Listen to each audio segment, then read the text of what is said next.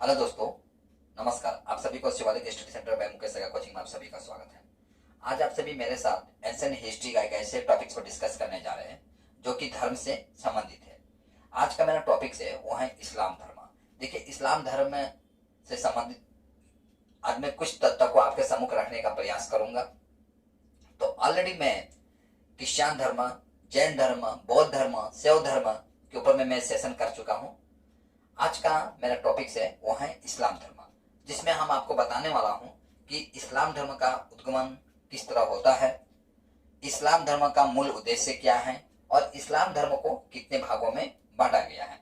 तो देखिए, इस्लाम धर्म जो है विश्व में द्वितीय सबसे बड़ी धर्म है। यानी इस धर्म के मानने वाले जो लोग हैं इनकी संख्या जो है विश्व में द्वितीय स्थान रखता है। ऐसे देखा जाए तो विश्व भर में लगभग 180 करोड़ जो लोग हैं वो आपको इस्लाम धर्म को मानते हैं। और परसेंटेज में देखा जाए तो विश्व की जनसंख्या का लगभग 24% जो लोग हैं वो इस्लाम धर्म को मानते हैं। वहीं भारत में देखा जाए, भारत की जनसंख्या का लगभग 20% जो जनसंख्या है वो इस्लाम धर्म को मानती है। हालांकि हिंदू जो है 80% है।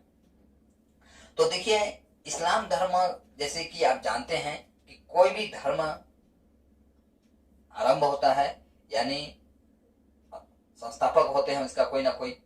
तो इस्लाम धर्म के संस्थापक ऐसे देखा जाए, मूल रूप से देखा जाए, इस्लाम धर्म किस तरह से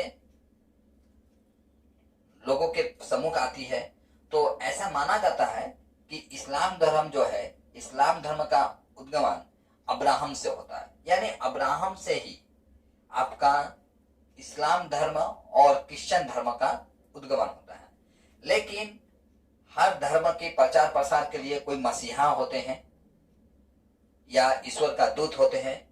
तो इस्लाम धर्म के प्रचार प्रसार के लिए, यानी ईश्वर का दूत कह ले उन्हें, तो वो थे हजरत मोहम्मद साहब। ठीक है, कौन थे? हजरत मोहम्मद साहब। हजरत मोहम्मद साहब का जन्म होता है आपका 570 ईस्वी में, मक्का में होता है। कब होता है इनका जन्म? होता है 570 ईस्वी में। कहां होता है?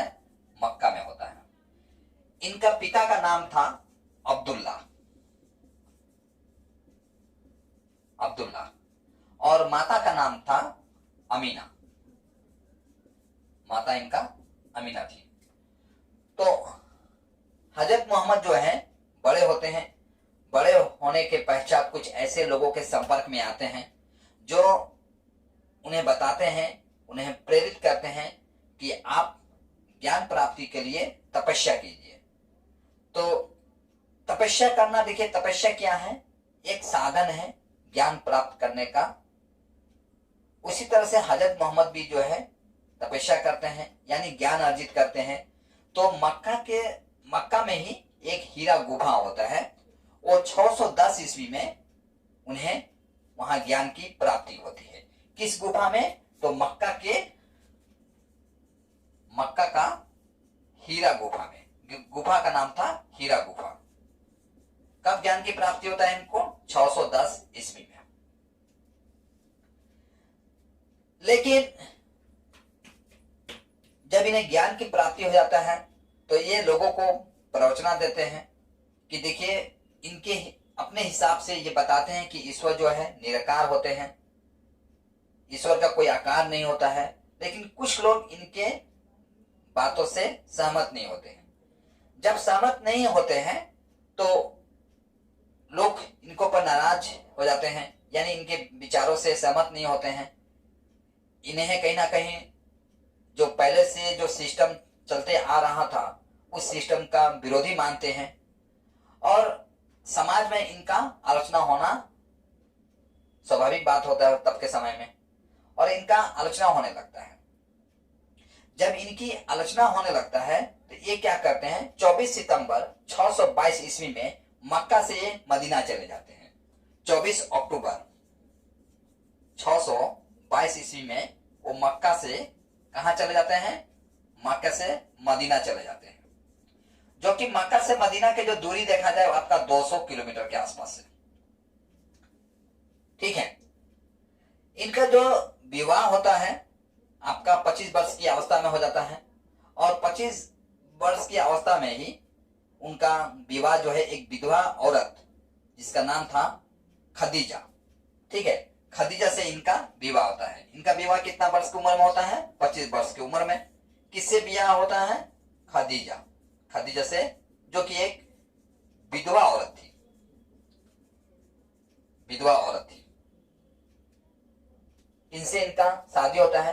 माने ऐसा माना जाता है कि इनसे जो विवाह होता है, जब मोहम्मद हजरत साहब जो है, जब उन्हें ज्ञान की प्राप्ति हो जाता है तो लोगों को बताते हैं कि ईश्वर जो है निराकार है, यानी कोई आकार नहीं होता है। लेकिन जो पहले से जो सिस्टम चलते आ रहा था, जाहिर सी बात है उसे एक दिन में चेंज नहीं किया जा सकता है। तो कुछ लोग हजरत मोहम्मद के विचारों से सहमत नहीं होते हैं और इनका विरोध करने लगते हैं। लेकिन उसी में से एक लेडीज जो थी जिसका नाम था आपका खदीजा, एक खदीजा उनके विचारों से सहमत होती है। विवाह करने के पश्चात इनका एक पुत्री भी होता है। पुत्री का नाम था फातिमा। अली हुसैन द्वितीय व्यक्ति होते हैं जो कि हजरत मोहम्मद के विचारों से सहमत होते हैं। इनका दामाद थे अली हुसैन, अली हुसैन इनका दामाद थे। इनका ससुर भी इनके विचारों से सहमत थे। अबू बकर इनका नाम था ससुर का। इनका जो पवित्र ग्रंथ है वो है कुरान। ये परीक्षा में पूछा जाता है। जैसे कि आप जानते हैं सिख धर्म जो है, सिख धर्म का पवित्र ग्रंथ है गुरु ग्रंथ साहिब। बौद्ध धर्म का पवित्र ग्रंथ है जातक। क्रिश्चियन धर्म का पवित्र ग्रंथ है बाइबल।